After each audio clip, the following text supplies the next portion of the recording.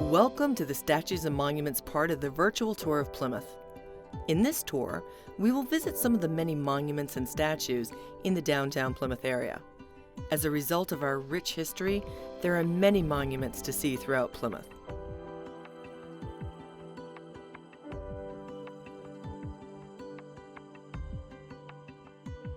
We begin our tour of the monuments on Allerton Street, about a mile from Plymouth Rock.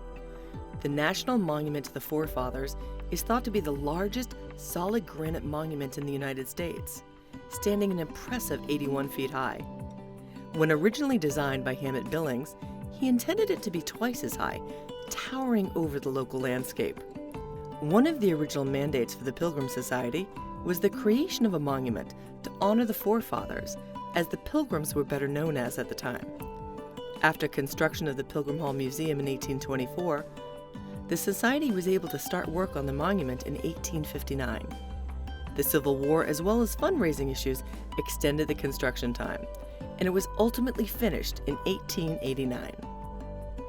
The monument features allegorical figures depicting the virtues of faith, morality, education, law, and liberty. Hidden throughout the monument are other symbols supporting the main themes it represents. Despite the name, the monument is not managed by the National Park Service. The Massachusetts Department of Conservation and Recreation currently serves as the caretaker for the site, which has appeared on the National Registry of Historic Places since 1974. Generally, it is easier for visitors to drive to the monument rather than walk. Plenty of parking is available, and the site's proximity to Route 3 makes it a good place to visit on the way out of the downtown area. The monument is also a good spot for buses to visit. Depending on how much time they have, they can either drive around it or stop and let their passengers out for a closer look.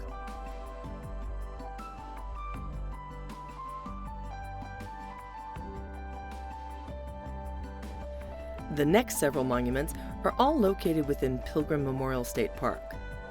Best known as the home of Plymouth Rock and Mayflower II, the park also contains a number of monuments dedicated to different groups or individuals. Beginning on the corner of North Street and Water Street is the Pilgrim Mother Fountain. This fountain honors the women aboard the Mayflower. Donated by the Daughters of the American Revolution, this statue was dedicated in 1925. The statue on the front of the fountain is not meant to represent any particular person. Rather, it is a generic representation of the female passengers. The back of the fountain lists the women and girls who came over on board the Mayflower. Several of the names are incomplete, as Governor Bradford did not record their names in his book of Plymouth Plantation. Because Governor Bradford misrecorded her as and brother to another passenger, the name of one female passenger, Mary Moore, is missing from the fountain.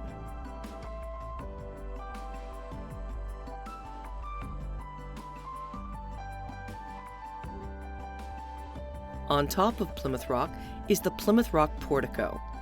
Thought by many as a structure to protect the rock, the portico is actually a monument commemorating the 300th anniversary of the landing of the Pilgrims. This portico replaced an earlier portico built by Hammett Billings in the 1860s. Dedicated in 1921, the National Society of the Colonial Dames funded construction of the portico, and at the time, the neoclassical style suggested permanence, stability, and strength, all virtues related to the Pilgrims and the symbolism of Plymouth Rock.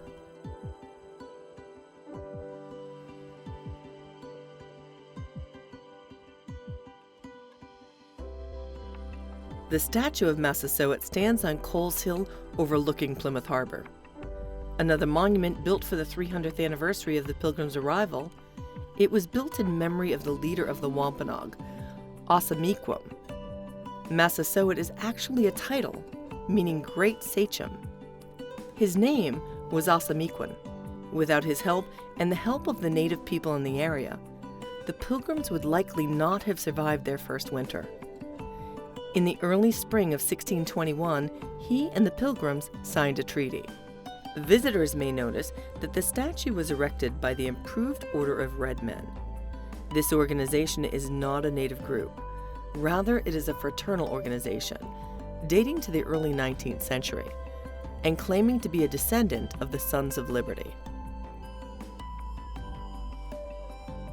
This monument on top of Coles Hill, next to the statue of Massasoit, commemorates the National Day of Mourning. The National Day of Mourning began on Thanksgiving Day in 1970, after Wamsutta, an Aquinnah Wampanoag man, had been asked to speak at a banquet celebrating the 350th anniversary of the landing of the Pilgrims. Before the event, the organizers asked to review his speech, and not liking it, refused to let him give the speech. Wamsutta then called for a National Day of Mourning to acknowledge the sacrifices of the Wampanoag ancestors and the social and cultural injustice that continued. More than 200 Native Americans gathered at the top of Coles Hill in the shadow of the Massasoit statue to hear Wamsutta's unedited speech. The National Day of Mourning continues today as a day of remembrance and spiritual connection, as well as a protest of the racism and oppression which Native Americans continue to experience. This monument and the monument to Metacomet in Town Square were put in after a settlement with the town of Plymouth in 1998.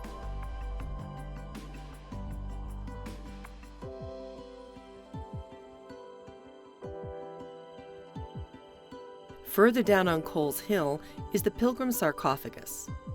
Those pilgrims who died the first winter in Plymouth were buried on Coles Hill. In the 19th century, erosion and construction exposed some of the remains, which were sent to Harvard University for examination, where they were determined to be European in origin. The remains were originally stored in the roof of the original portico over Plymouth Rock. But when that portico was removed in 1920, the General Society of Mayflower Descendants constructed the sarcophagus to hold the remains. In preparation for the 400th anniversary of the Pilgrim landing, the Department of Conservation and Recreation restored the Pilgrim sarcophagus, returning it to its original condition.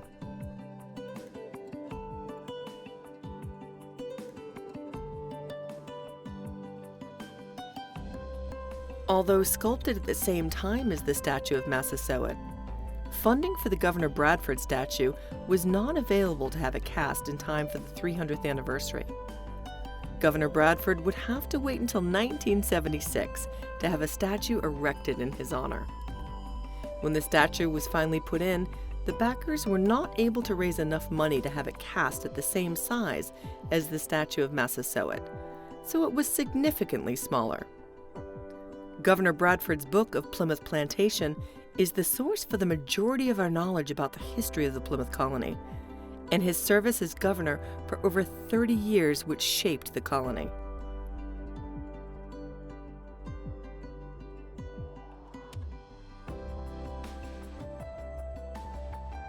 Moving into Brewster Gardens, we find the immigrant statue. This statue is one of the newest in Plymouth, dedicated in October of 2001, less than 1 month after the World Trade Center attack. Designed and sculpted by Barney Zeitz, the 6 faces on the monument reflect the many different backgrounds of the people who have immigrated to the United States.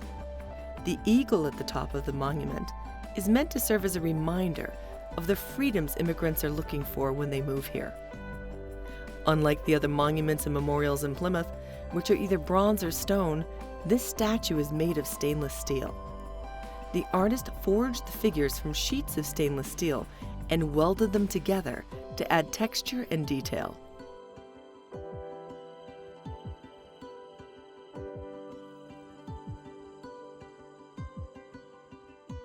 Also in Brewster Gardens is the Pilgrim Maiden statue. This statue is dedicated to the intrepid English women whose courage and devotion brought a new nation into being.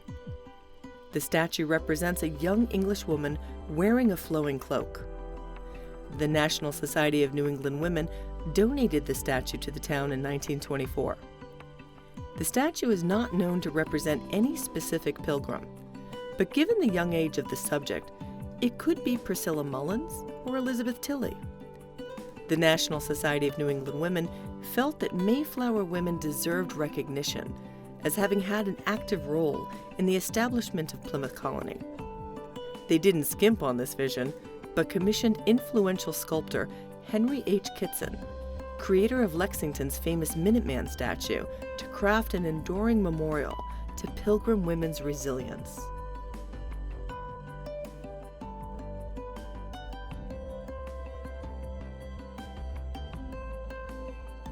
Moving up to Town Square is the memorial to Metacomet. Also known as King Philip, Metacomet was the leader of the Wampanoag during King Philip's War. 50 years after the Pilgrims landed at Plymouth, war broke out with the native tribes in the region, as continued English settlement pushed into native land. One of the greatest factors contributing to the dissension between settlers and the Wampanoag was the imposition of English law, favoring the rights of the colonists and ignoring the sovereign natural rights of the indigenous people. King Philip's War is one of the bloodiest wars in American history. Over 2,500 colonists died, perhaps 30% of the English population of New England.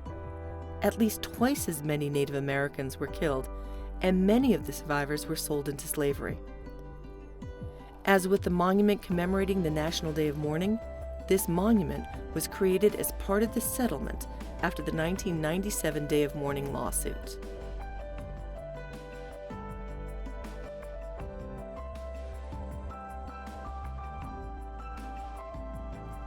The Training Green is one of the oldest continuously operating parks in the country. The monument standing here commemorates those citizens from Plymouth who were lost in the Civil War. Set aside as public land in 1711, after the Civil War, the Training Green is a good spot out of the bustle of downtown to relax and eat lunch. F.L. Olmsted and Company improved the park, designing the pathways leading from the corners of the field to the monument in the center. While not in downtown Plymouth, the Miles Standish Monument is visible across the harbor up on Captain's Hill in Duxbury, about a 20-minute drive. The monument is built on part of what used to be Captain Miles Standish's farm. Standing 116 feet tall with a 14-foot-high statue of Miles Standish, the monument is clearly visible from Water Street. When the monument is open, visitors can climb the 125 steps to an observation deck at the top, enjoying a spectacular view that reaches for miles.